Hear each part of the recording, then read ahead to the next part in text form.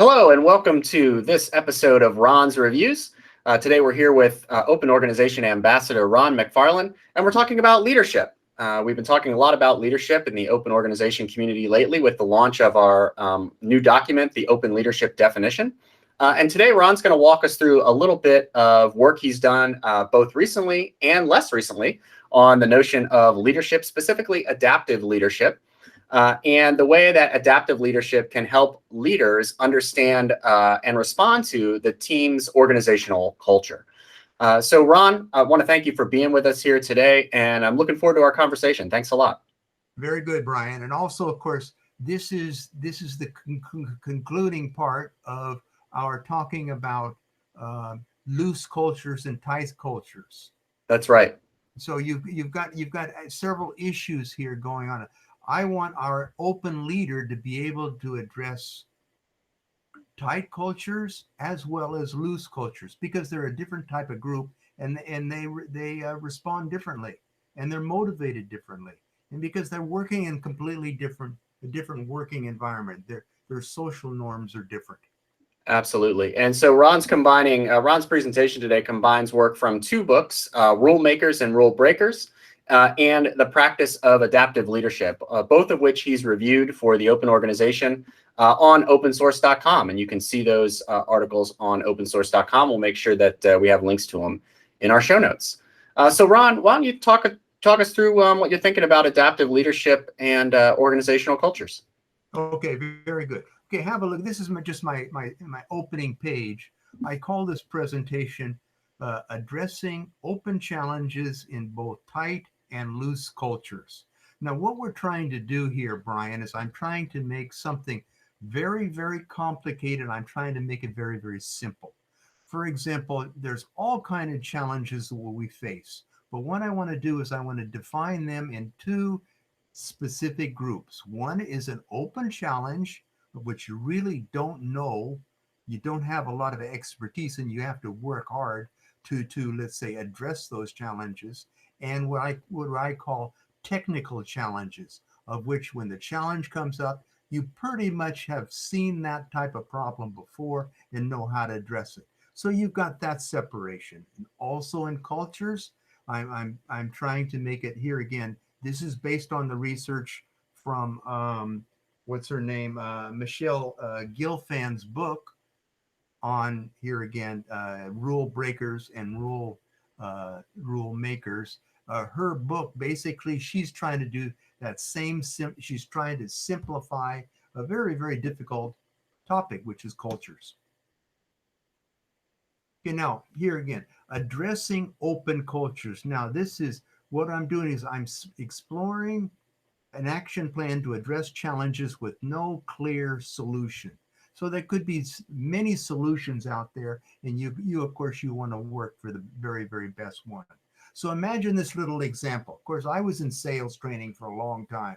So imagine you're in an organization and your current products are operating, the services you're providing, the sales are just going down and down and down and down.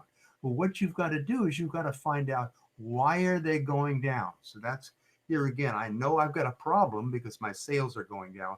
I don't know what the cause is of that problem, but it's going down. And of course, I don't know what the solution.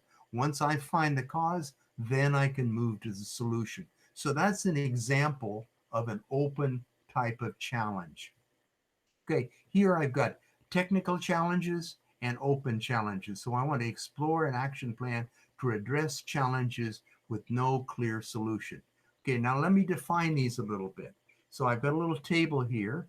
One is the kind of challenge, the problem and cause of that particular challenge and what the status is, the solution and how we can address that particular problem with the solution, and who and what type of individual or what type of authority should address that. So that's the central party to address the challenge. Okay, the first is what, here again, this is what the authors are calling technical challenges. This is where the expertise is available. Maybe it may be a consultant. It may be the manager himself. It may be one technical person in the department. So he has a very good feeling of not only what the problem is, but what caused the problem. Also, probably has gone through similar problems like that before, so he knows the best solution for that. And so all he has to do is put in an action plan.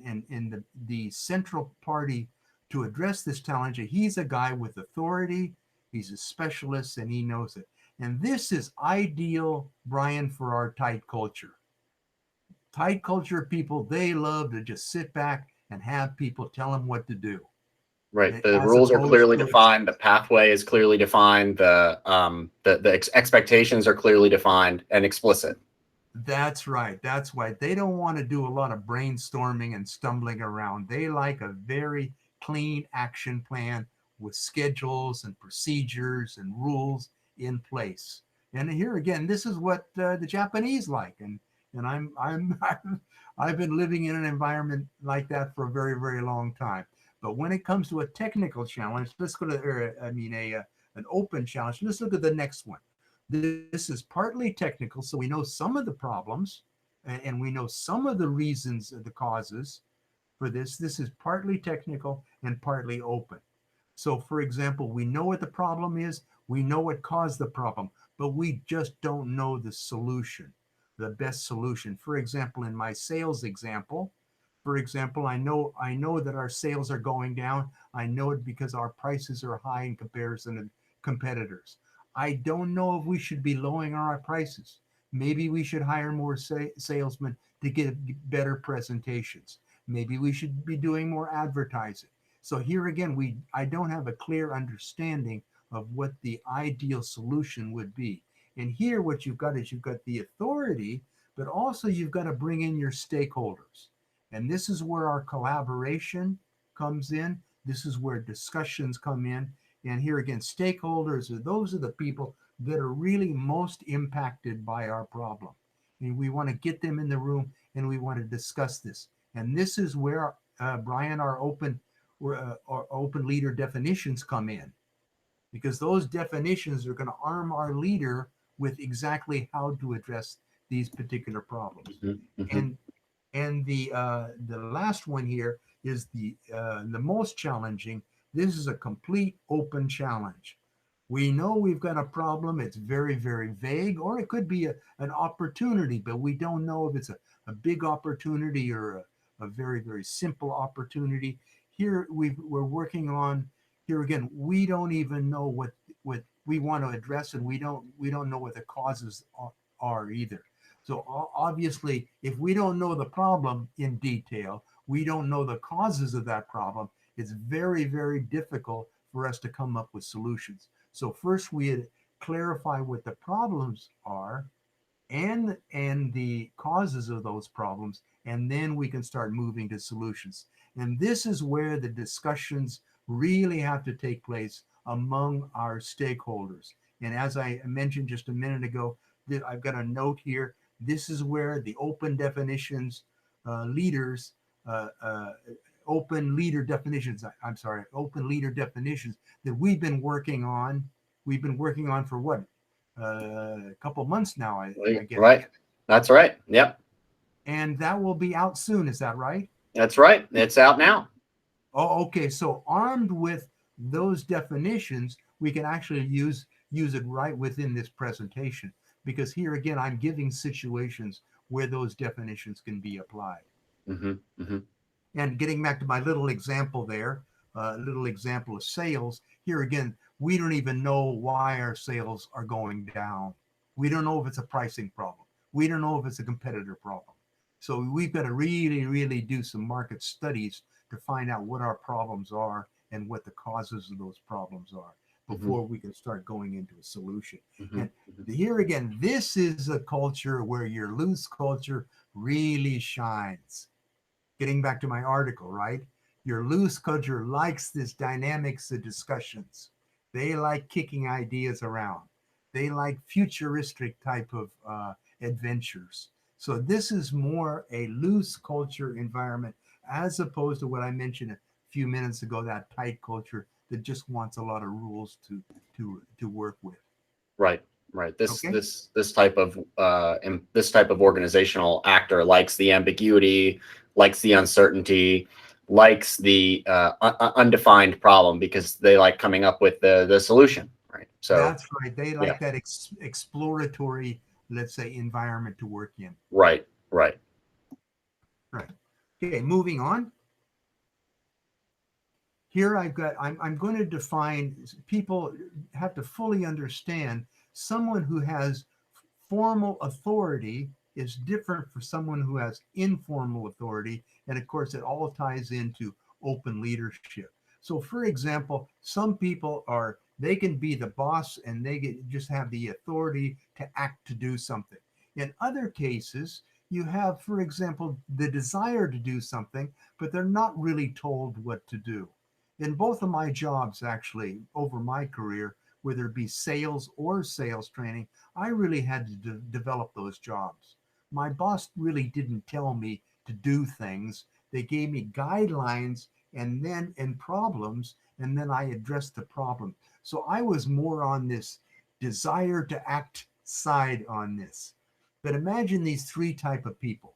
Okay, first, there are some problems, I should say, that can only be solved through discussion and collaboration. So the boss really can't tell you what to do when he himself doesn't know what to do. And if he has a strong personality, he may be telling his entire department to do something that is not going to be very productive. So that's where a problem with someone has a lot of formal authority, but he doesn't have the expertise to really ask people to do things. So have a look at this. One is you've got formal authority. You officially can be asked or ask others to do things. So that's formal authority. Very, very simple. Informal authority, this is where your expertise comes into play. And this is what I was mentioning. I used to wander around other departments within Isuzu Motors to find out what their problems are in their, for example, regions around the world.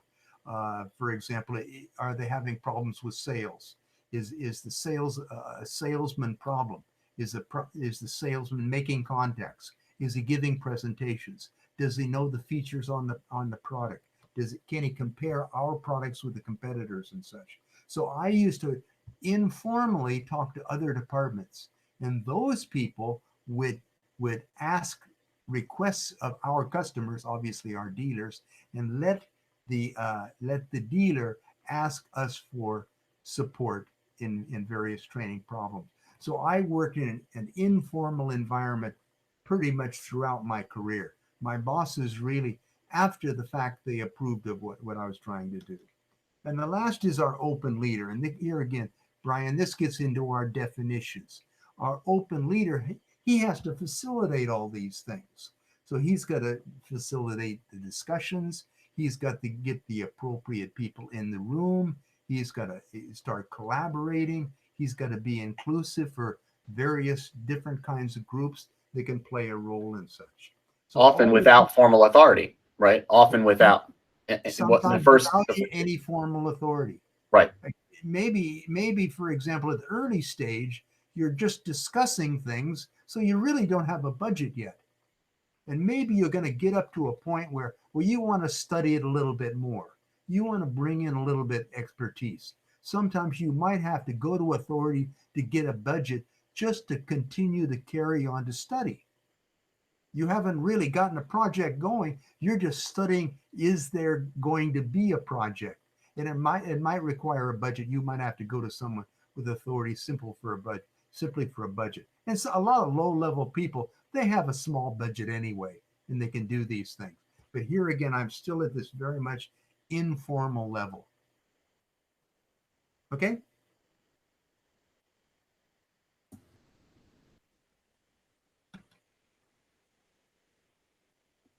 Okay, next, Brian, are you there? Oh yeah, I'm here. Oh, okay. I thought I lost you for a minute. Oh no, I'm listening. I'm processing. Yeah, go right on. Okay, I couldn't see you here. Okay. Oh, okay. Gotcha. Oh, I'm sorry. That's right. Yep, I'm Okay, here right. listening. Go Because ahead. I'm looking at my slides. Okay, now think about this one. Think about the environments for giving a suggestion. Now, we do this very well, and we do it very naturally in our meetings. But think about it. You've got a group there. And let's say we've got a problem, or one guy wants to throw out a suggestion. He very carefully says, for example, I'm not sure, but I suggest such and such. So he gives a suggestion and asks, is anyone concerned about this particular suggestion? And then another person comes along and says very respectfully, yeah, I like your suggestion, but I think there should be some modifications made. Here again, what I want to do is the reason why I typed in red there respectfully is because I want to keep the process going. And also I started the initial step, I started with, I'm not sure, but, because I want to say this is a suggestion. It is not a demand. I'm not forcing it on anybody. I like to use the term, let's kick this idea around and then keep it going. And then you move on a little bit more. For example, the next guy sees the first, let's say, modification request, and he gives a better modification to that. We, in our meetings, we use the term iterations a lot when we're writing and rewriting things. So you iterate a little bit more. That's right. Go Yep. to another person. So we are very comfortable with that, but some people are not. And if you have a domineering person in your meeting, generally he could, let's say, intimidates people so much that they won't be willing to talk. And sometimes those quieter people, they are armed with a tremendous amount of information, but they don't bring it up because of the environment within the room. Now imagine we carry on until the point we reach agreement. We finally, after many iterations and changes, and then we can say, okay, now we've got an agreement. That's agreement on the plan. Now let's put this plan into action. So what is our budget? What is our timing? Who's going to do what? What are the assignments and such? And we can start here again going through this process. Then, for example, the best ideas usually, sometimes we have to wait, and we have to wait for our changes to come along. And it takes a lot of, let's say, a lot of discussion to get the idea. Here again, this is not a technical problem. This is an open problem. And you have to, here again, you have to learn as you're going through this. So it takes a lot of time to go through this. And we keep within this process, carrying on, moving on until we come to something we're very, very comfortable with. And sometimes we must be very, very patient and wait for these suggestions to come through. And sometimes everybody might go brain dead on us, and we have to say, let's just wait until next week if we have time to do so. And then we can carry on next week and move from there. You see how this process moving? And this is one of the goals, and one of the, you might say, the responsibility of our open leader. And that's why we talk about collaboration so much, and we talk about transparency so much, because these are the things right. that bring out those, here again, bring out those ideas to keep the cycle moving. Right. Right. And in my experience, now I've got my little picture here. I've got 10 people here, and that's a lot of people. Generally, it's anywhere between 4 and 9 people is ideal. And if it's in a tight culture, I think the smaller or the fewer, the better. Simply because everyone is waiting for everyone else to speak. Everyone is kind of let's say, lacking in confidence, and they're worrying for. Here in Japan, no one wants to speak first. So you're always waiting for someone to speak, and it's a very, very slow process. And in the early stages, it's nothing but social formalities, and it takes forever to get to the real problem. So I think in a tight culture, really the fewer the better. And it might require, as I mentioned in Isuzu Motors, it might require some preparatory meetings before the big meeting.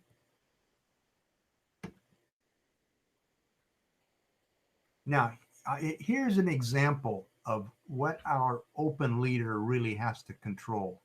On the left-hand side, you've got the comfort levels when discussing an uncomfortable topic. Let's say we're addressing a real open challenge and it's a discussion that is it's not comfortable. Sure. And I've got high and low from left to right, and then a time frame from on the horizontal plane. Now, above that, you've got too much stress. And so, what our leader has to do, he's got to calm our group down so he can be more productive. In a sales situation, I have seen this, Brian, many times where you have a sales manager literally yelling at his salespeople to sell more. And if you don't sell, you're not going to get commission. And he's just putting a tremendous amount of stress in his group. Unfortunately, that's not very productive because our salespeople will put a lot of stress on the customer. And of course, the customer will just walk away because there's just too much stress there. The opposite case, and this is very common too, is there's very, very little stress. There's no motivation whatsoever. And I would call this our Mr. Nice Guy sales manager. If you don't sell, no problem. That's your responsibility. If you sell a lot, good for you. But he really doesn't support his salespeople. I see. So that's an example of very not enough stimulus and not enough stress. And then right in between, you've got the ideal level of, you could call it stress, you could call it motivation. So where you've got the ideal productive level there. It's a little bit uncomfortable. There's a little bit indecisiveness there. There's probing, exploring, discussing. That is the ideal zone for productivity. And I use the example of the coach. If you got a problem, or we could call it an open leader. You go to the open leader and you ask him, what do you think I should do on this? Do you have any examples? Or do you know anybody who could help me on this? And you work through your problems. And it could be not just one single salesman. It could be a team of salesmen addressing a particular issue. But I like to give the example of the coach here, keeping our salespeople right in their area where they're motivated enough to keep on visiting customers and making contacts, giving presentations, but not so stressed out where they're panicking and they're making a lot of mistakes. Now, if it's a technical problem, you'll start out high. The stress is high because you don't know what to do. Someone will come along and say, no, I know exactly what to do. So very, very quickly, you can solve those problems. Your stress goes down very, very quickly. But normal cases, in an open challenge, it's going up and down and up and down. And here again, our manager, our open leader here, we want to keep him in that productive zone. And you don't want him to, the group to give up on too early. It's no stress if no one is doing anything, but they're not really solving the problem. But so what you want to do is you want to stay in that productive area as long as possible until you can come up with the best solution. So you see how this flow goes through here, Brian? I do. This is a good graphic. It helps. Okay, now watch this. Now I'm going to take this and I'm going to take it a step further. So for example, here we've got that same graph on the top here. Let's assume we have very, very little stress. So nothing is really going on. There's a problem, but no one is really addressing it.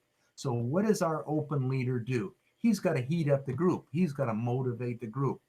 And here's just some suggestions.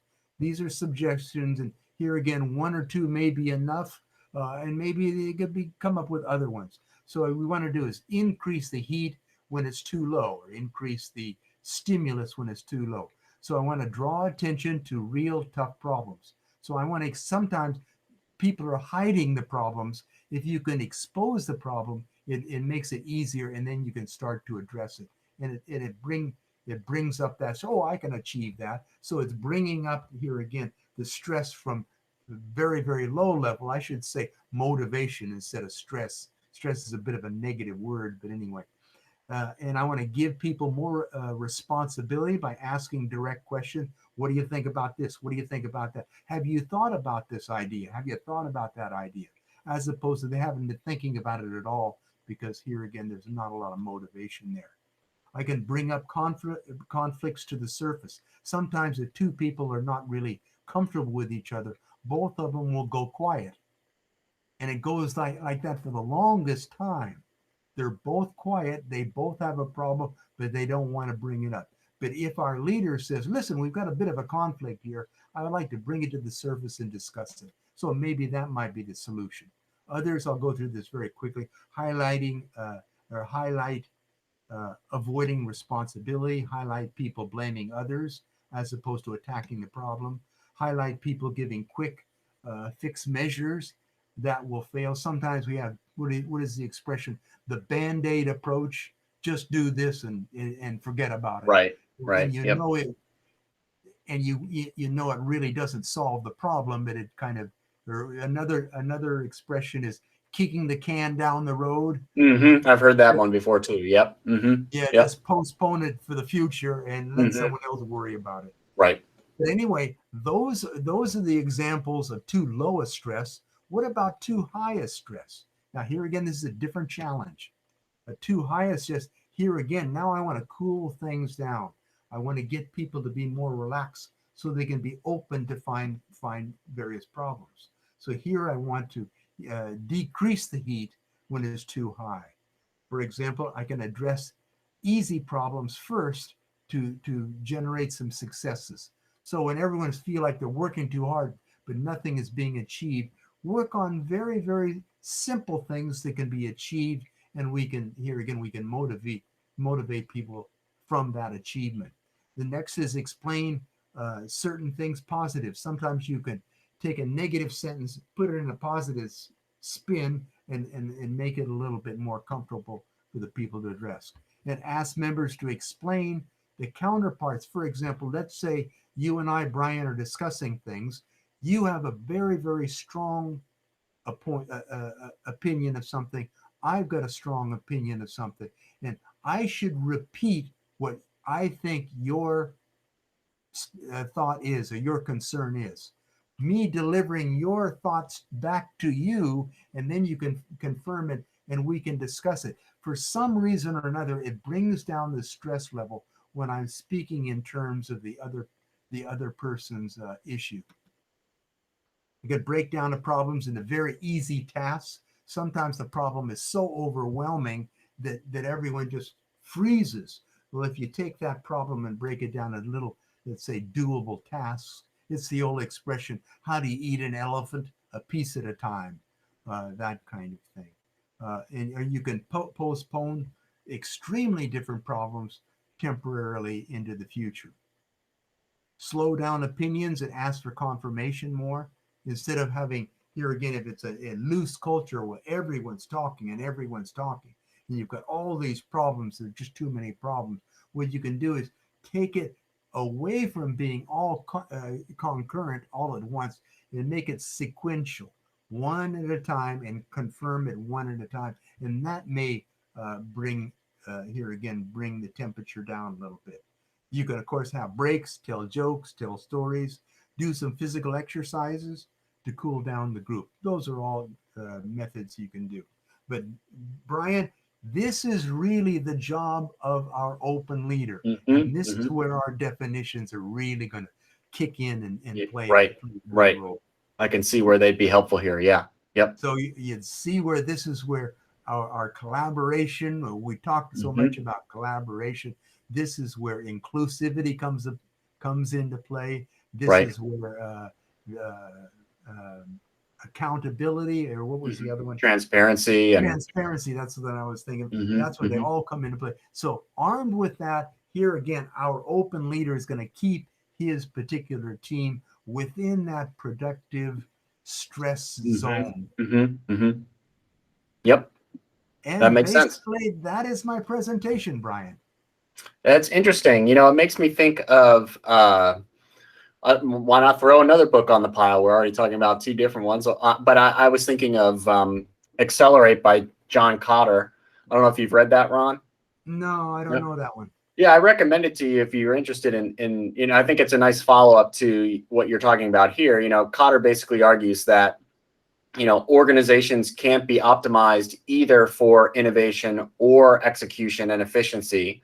you have to have what Cotter calls a dual operating system, like two different cultures inside the organization operating in tandem. That's what this makes me think of. You need to have an efficiency-focused, process-oriented, execution-focused, tight culture system in your organization that can execute plans and work bureaucratically and work hierarchically and is focused on speed and efficiency. And you need to have running alongside that in parallel, you need to have a culture that's optimized for innovation, right? It deals with ambiguities, it deals with undefined problems, it deals with generating solutions. It doesn't work well on rigid defined timelines. It doesn't work well with highly specified processes. It's more like amenable to a loose, what you would describe here as a loose culture, right? It's more appealing to people with that mentality. So Cotter says you need both of these operating in an organization in order to have sort of a successful organization today. You can't just choose one or the other. And what I like about the way you've described adaptive leadership, and especially open leadership, is that it really is asking the leader to understand what role that person is going to play in each of these organizations if she has to go back from one to the other, right? If she has to be operate in the ambiguous, loose culture and then operate in the highly prescriptive, tighter culture, how do you adapt your leadership style to be successful in both those arenas, right? And not impose. I brought that up in my article, right? Yeah. Yep. I remember I had the little graph. You've got to be ambidextrous. Ambidextrous. That's right. I remember that now. Yep. Right. And basically, what happens is you're gonna be here again. Your culture is not going to change very much, but sometimes you've got to be more innovative. In a very, very tight culture, you just want to be told what to do. You want to follow the rules. But if you're if your challenge requires more innovation, more exploratory type of exercises and such, you've got to lean on, here again, those loose culture strengths. And the opposite is also true. If it is so loose, then it's complete chaos, and you've got to bring that group under control in a little bit more of a tight format. You're not going to be total, but from time to time, you've got to bounce from one side to another. And that's why she brings up the term being ambidextrous. Here again, left-handed as well as right-handed. Right. Yeah, I like that. Yep. Well, this has been great, Ron. Thanks a lot for your time, folks, and thanks for watching. Just a reminder that you can read more of Ron's reviews on these subjects and others at opensource.com. You'll see links here in our notes. And additionally, come check out the open organization community to interact with Ron and our other open organization ambassadors at theopenorganization.community. That's our discussion forum where you can come and ask questions and get some help with whatever organizational challenges you're facing. In the meantime, Ron, I'll say thanks again. It's been a real pleasure, and I look forward to talking to you again. Okay, very good, Brian. Thanks a lot. Thank you.